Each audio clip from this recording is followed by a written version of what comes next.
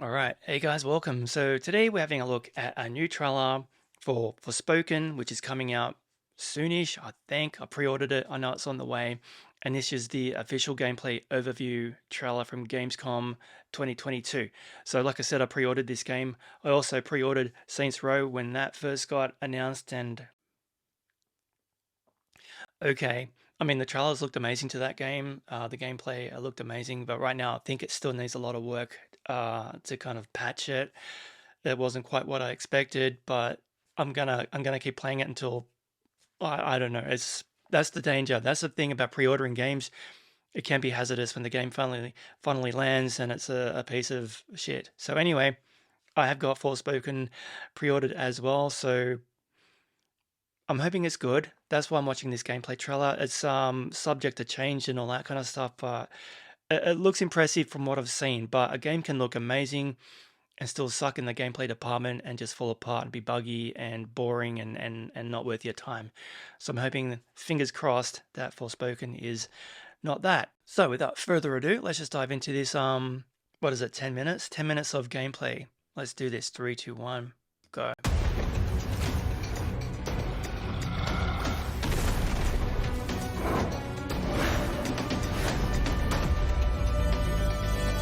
All right, let's go. Thank you, IGN.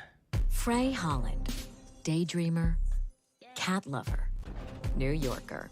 Right. On a fateful evening, her life changed drastically when she was mysteriously transported to the beautiful, treacherous land of Athia. To another world. Frey arrives with a magical, sentient bracelet inexplicably wrapped around her arm. Oh, hello, yes. Then discovers she can cast powerful spells and use magic to swiftly traverse the sprawling landscapes. It looks amazing. The last remnants of Athia's populace soon look to Frey as their only hope for confronting the Tantas, once benevolent matriarchs who now rule as maddened and evil sorceresses. Of course they do. Reluctant to help, but desperate to find a way back home, Frey sets off on a journey through this strange and dangerous land. We got dragons. Saipal. The only safe haven in Athia is Sepal, Sepal. where refugees have gathered to escape the mysterious corrupting force of the Break. Some of Athia's inhabitants will have quests to give or information to share.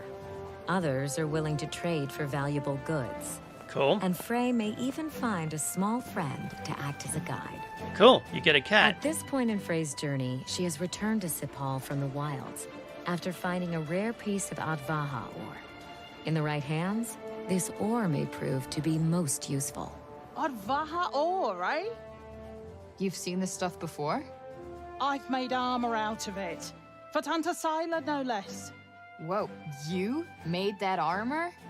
Does that mean you can do something cool with this stuff? Wow. I could, but I'd need the right tools. And where can I find those? In Prenost, Huh? What, aren't there any in town? I'll draw you a map and give you the key. The You'll facial have to do the rest animations are yourself. a bit static. If They look you can good. bring them back, and that's a big if, I'll make you something with that ore of yours. There's not a lot of life in the faces. Just an observation at this point. I mean, the game's looking amazing. I mean, Outside the safety of Sepal, the only life Frey will encounter are corrupted enemies Right. looking to rip her limb from limb. monsters. Frey's combat spells make quick work of low-level enemies. And her magic-enhanced parkour abilities turn Parkour. this inhospitable land into her personal playground. Nice one. It does look amazing. I hope it doesn't suck. Treasure chests dot the landscapes and contain items used for crafting or trading with vendors back in Sepal. Cool. Mana is earned by leveling up, but it can also be found in glowing pools around Athia. Collecting enough mana allows Frey to unlock new spells.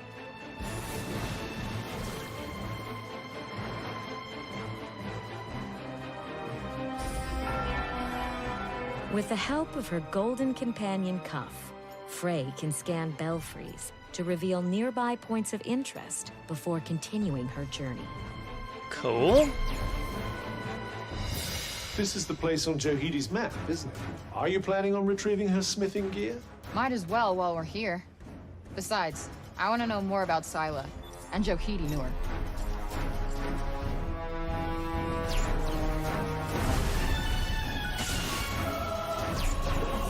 I want to know if you can go into every little house. Some are just there as set dressing, some might be explorable. But it definitely has all the traditional RPG tropes, like scanning your environment, chests, leveling up. As ever, it seems we have a few things to attend to first. Boss baddies. Yeah, it looks that way. Let's break some heads.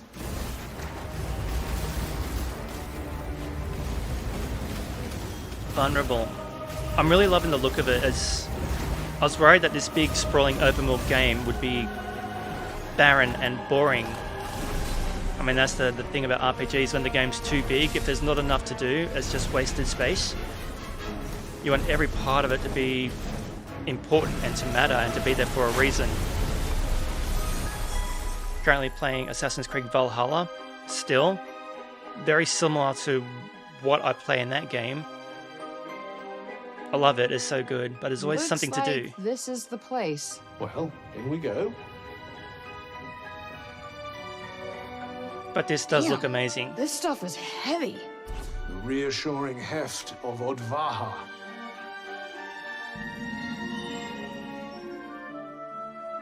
Wow, it is insane. Wow. There is much to find in Athia, so exploring new locations before completing a quest is always worthwhile. Right on. A variety of rewards are waiting to be discovered or unlocked, including experience points, stat increases, bits of Athian lore, and new gear. This thing just screams prog. Why not try it on? Does it change? Yeah, it changes in the game too, that's good. While Frey is mysteriously immune to the corrupting influence of the break, nothing else in Athia can escape its grasp. Hunting? Humans are turned into savage zombies, and worse, while animals are mutated into dangerous beasts. Savage zombies. I'm here for it. So you can't... Are we killing these beasts for food? Can you eat them?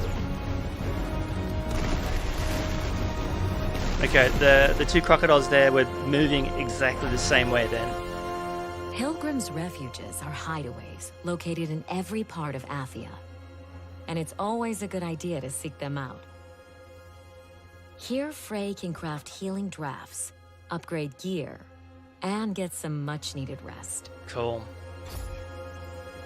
I'm feeling positive about this game. I'm liking what I'm seeing. I mean, I love this kind of game. I love it. Fully recharged and ready for the next step of her journey, Frey travels onward into the depths of corruption in Avouelette. The effects of the break are even more unmistakable here.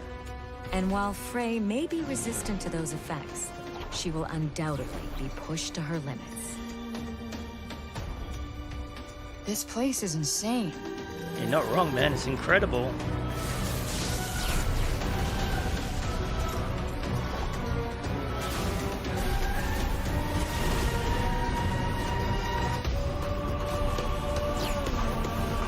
I like how we're getting the text. Like it says vulnerable. I like that. It's aesthetically pleasing. This is gonna look insane on like a 4K TV. Frey will encounter numerous points of interest in her travels. Many of these landmarks and locations have been corrupted Right, she or can overrun with corrupted enemies. grapple to those but things. they're always worth seeking out. Well, this doesn't look good. Yes, something seems to have drawn the break here.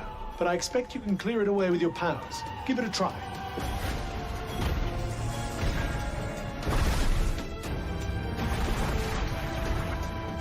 Right. Fixed it.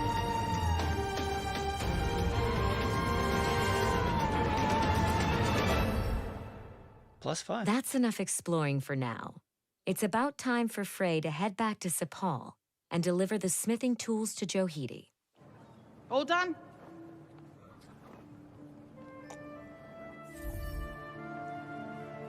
What the hell is Right. this? What did you expect? Upgrades. A full suit of armor?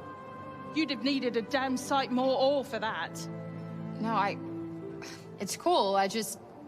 Like you to lump it. That's the last bit of smithing I'll be doing for a while.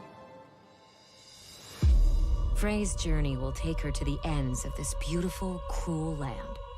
And in her search for a way home, she discovers something worth fighting for. This is cool. Wow.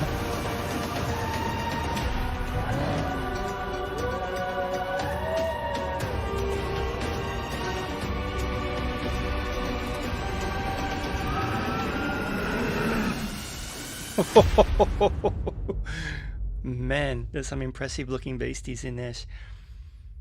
That was a good reveal. January 24th, so next year. Which is creeping up on us very quickly. Whoa. Is that a cat?